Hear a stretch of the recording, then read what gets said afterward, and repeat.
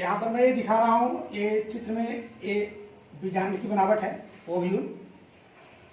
जैसा कि आप जानते हैं, देखिए इस तरह से फीमेल पार्ट हो गई पिस्टिल, पिस्टिल का ऊपरी सिरा अस्टिग्मा, देखिए ये अस्टिग्मा,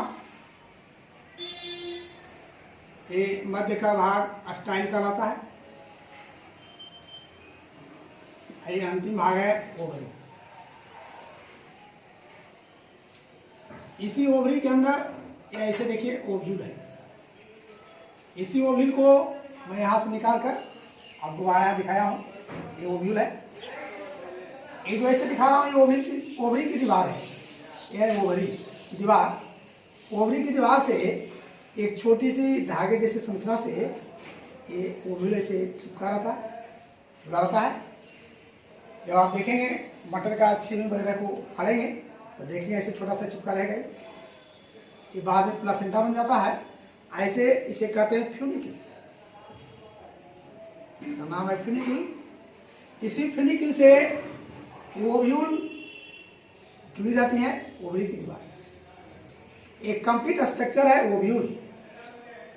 ओव्यूल की दीवार दो परतों की होती है, बाहरी परत, आंतरिक परत, जो इसे बाद में ये सीड का कवर बनेगा। जब बीज बनेगा तो बीज का खोल या कवर इसी से बनता है। यह आउटर इंटेगमेंट, इनर, बाहरी परत, आंतरिक परत। इन दोनों परतों के एक भाग में नीचे की ओर एक सूक्ष्म छिद्र पाया जाता है, छोटा छिद्र होता है। इसी छिद्र को कहते हैं माइक्रोपाइल या माइक्रोपाइल। जब बीज बनेगा तो उसमें भी ये राज होता है। इसी से जब बीज अंकुरित होगा तो अंकुरित बीज गैस एक्सचेंज करती हैं, O2 CO2 का एक्सचेंज करती हैं, सांस लेती हैं। ये छिद्र बीज में भी रहता है। ओव्यूल के संपूर्ण आंतरिक भाग, जो अंदर का भाग है, इसे कहा जाता है न्यूसेलस। ये न्यूसेलस ओवरी का ओव्यूल का संपूर्ण आंतरिक भाग है। इसमें अनगिनत कोशिकाओं का एक समूह होता है। ये सभी कोशिकाएं डिप्लॉयड होती हैं, द्विगुणित। इन्हीं में से मात्र एक कोशिका दिखा रहा हूं, ये न्यूसेलस अनगिनत कोशिकाओं का समूह है। इसी में से एक कोशिका ये आकार में बड़ी बन जाती है। जो बड़ी कोशिका बनती हैं इसे कहते हैं मेगा स्पोर मदर सेल। इसी मेगा स्पोर मदर सेल से एग का निर्माण, एक 2n कोशिका है जबकि एक n बनती है। मेगा स्पोर मदर सेल से एक को मैं यहां बनाया हूं, वो कैसे बनेगा, काफी लंबी प्रक्रिया है। मेगा स्पोर मदर सेल से एग बनने की प्रक्रिया ही कहलाती है मेगा स्पोरो जेनेसिस। जेनेसिस में बनना, मेगा स्पोर मदर सेल से एग बनने की प्रक्रिया कहलाती है मेगा स्पोरोजेनेसिस। और यह एग ही फूल का फीमेल गैमेट होती है। मेल फीमेल गैमेट देंगे, मिलने के बाद एम्ब्रियो बनेगा, जायगोट या एम्ब्रियो, और फिर ओव्यूल का परिवर्तन सीड में हो जाएगा। तो आगे देखें, ये जो मेगास्पोर मदर सेल है ये डिप्लॉयड कोशिका है। इसमें होता है अर्धसूत्री विभाजन, जिसको मैं लिख दिया हूँ मियोसिस। मियोसिस होने के बाद ये दो बार होता है। फर्स्ट मियोसिस हुआ, ये दो कोशिकाएं बनती हैं, एक साथ रहती हैं, एक लीनियर सीध में एक साथ जुड़ी हुई। इन दोनों कोशिकाएं मियोसिस फर्स्ट के बाद बन जाती है हैप्लॉयड, जिसे एनएन मैं स्पष्ट कर दिया हूं। इस दोनों कोशिकाओं में पुनः एक बार विभाजन होता है, उसे कहते हैं मियोसिस सेकेंड, जबकि होता है माइटोसिस के समान। इस प्रकार से चार कोशिकाएं एक लंबी कतार में सजी रहती हैं, बन जाती हैं। देखिए चारों कोशिकाएं, ये सभी चारों कोशिकाएं एन ही होती हैं, ये हैप्लॉयड होती हैं।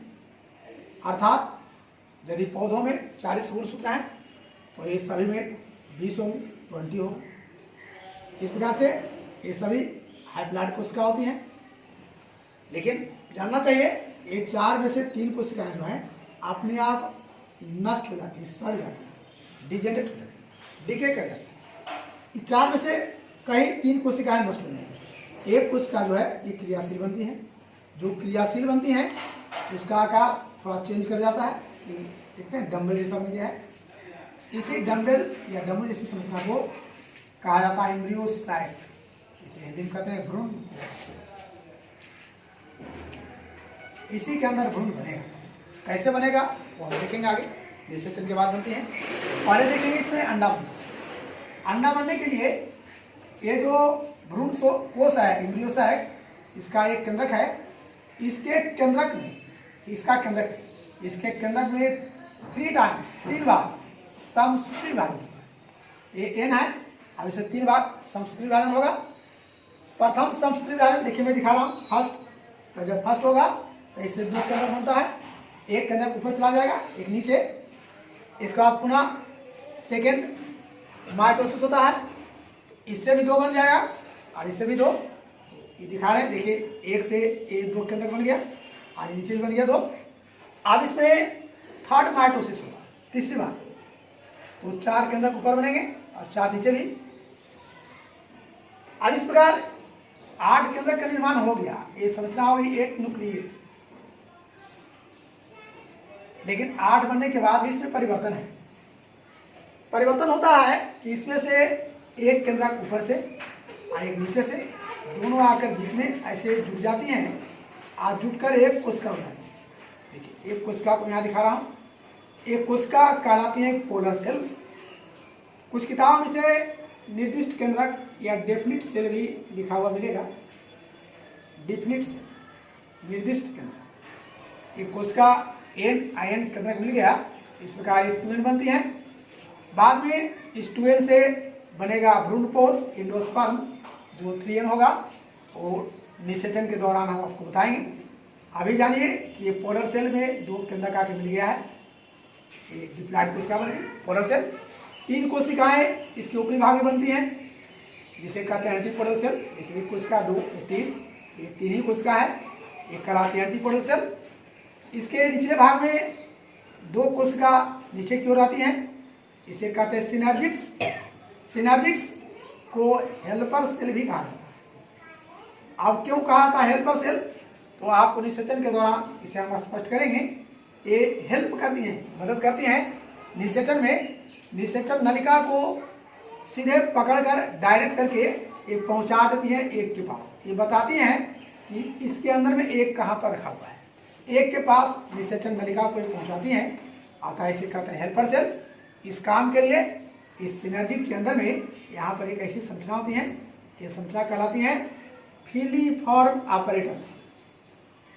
कभी कभी एग्जाम में आपको पूछेगा कि फिलीफॉर्म apparatus कहाँ पाई जाती हैं, तो ये फिलीफॉर्म apparatus है, ये पाई जाती है सिनर्जिड के अंदर, और इसी का काम है निषेचन नलिका को एक तक पहुंचाना। इसके ऊपर में एक ऐसी बड़ी कोशिका रहती है, इसे एक कहते हैं।